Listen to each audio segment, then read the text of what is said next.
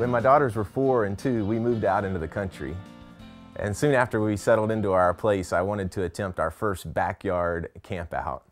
So I set up the easy to assemble tent in about 2 hours and then got their Barbie sleeping bags and the flashlights and packed it all in.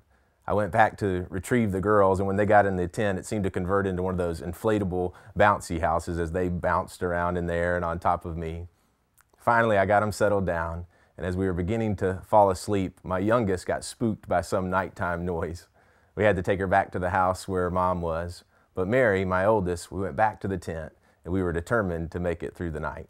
If you've ever camped with a preschooler, you know that you wake up early and often.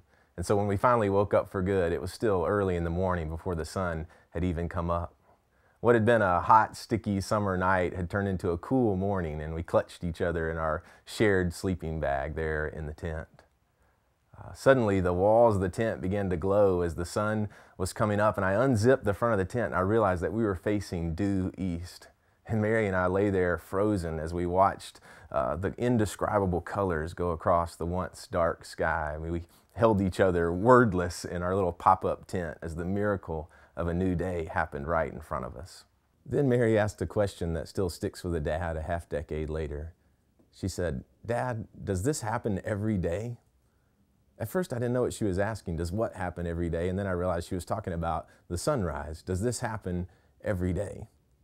And then, in a deeper way, I realized what she was asking.